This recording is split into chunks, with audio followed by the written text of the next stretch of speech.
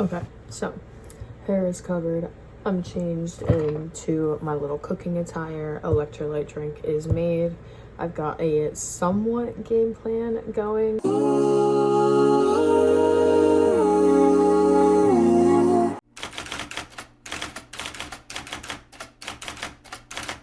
Initially, I was going to do bacon mac and cheese just to be a little bit nostalgic, but of course, that's not happening. I wound up picking up some bourbon apple chicken sausage, so we're gonna do that paired with the mac and cheese. And then for my cookies, so I love a good oatmeal cookie, but I'm not really a raisin fan. Sorry. Let's play around with some toppings.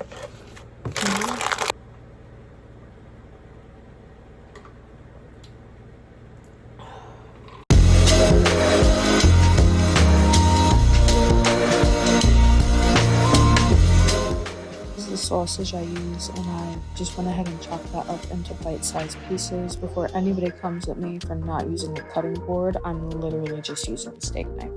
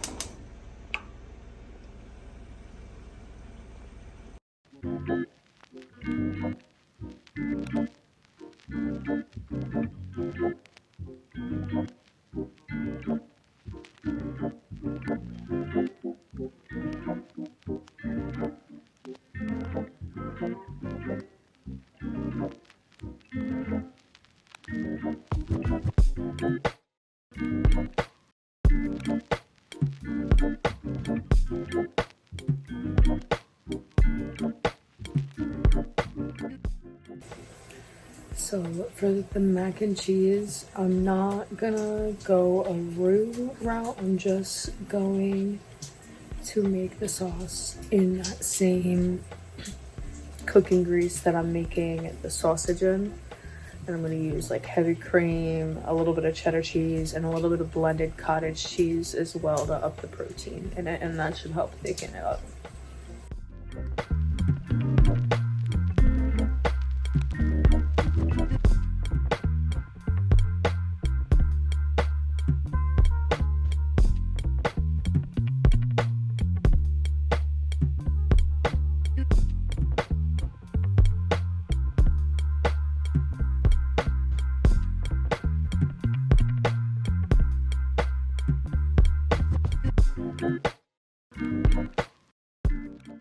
So I went ahead and removed my sausages from the pan, put those over some paper towels just to soak up any excess grease. But I took the grease in the pan and I keep that, add butter to it, and start making my cheese sauce in there.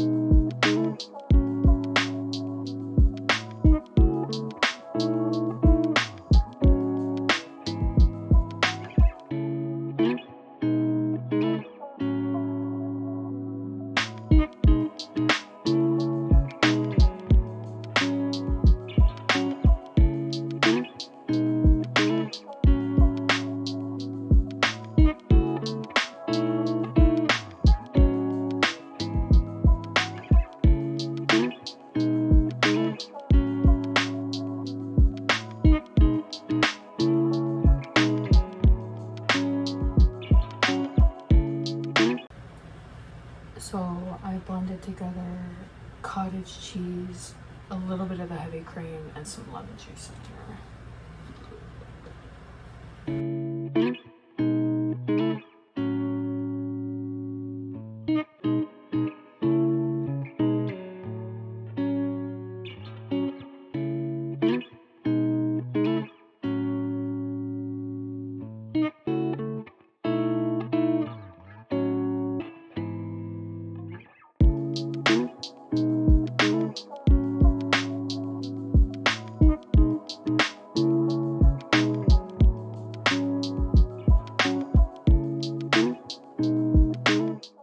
Hear me out, but maple syrup is kind of my secret ingredient to literally everything. Just a tiny little dot.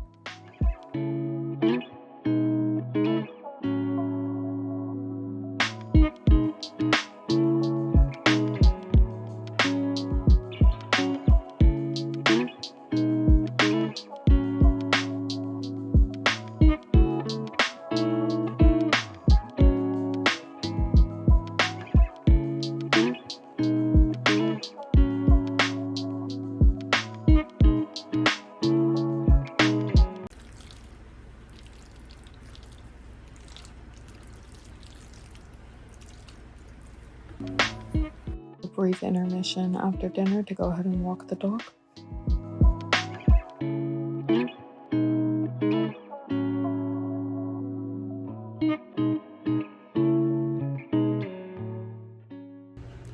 So for the cookies, I have like the bones of a recipe figured out, but I'm mostly just gonna play it by ear. And by ear, I mean texture.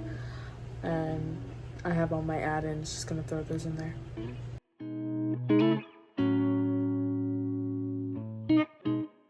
So I did truly wind up going by texture for this one. Started off with just a stick of butter. Had to brown that, of course. I tried it once and never went back from there. And then I whipped in my sugar and 2 eggs. From there, I'm not even sure how much flour I added, if I'm going to be honest with you guys. I purely went off of the texture of the dough. I like a really wet cookie, just so that they wind up being soft and gooey by the end. And after all these years of adjusting recipes to achieve that, I've found I have a much easier time treating it like a scientific process and just going based off of the dough right in front of me. But to each their own.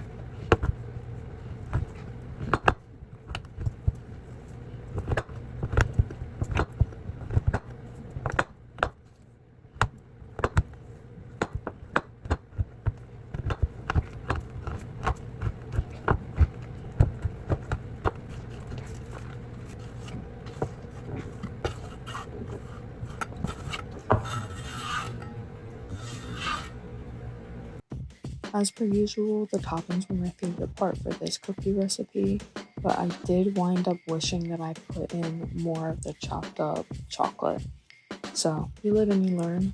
For these cookies, I wound up rolling them out into balls and then putting them in the refrigerator for like 20 minutes before baking them at 350. And I want to say they took about 15 minutes.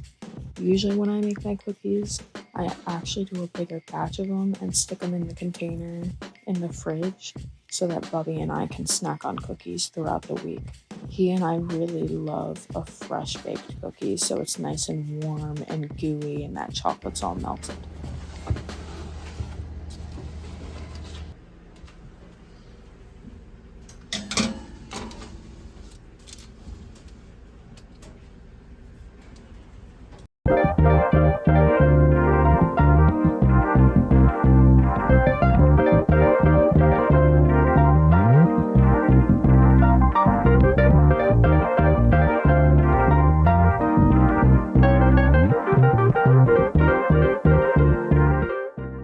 While I did wish there were more puddles of chocolate within the cookies, this ultimately wound up being a hit recipe, so I will be repeating it again in the future.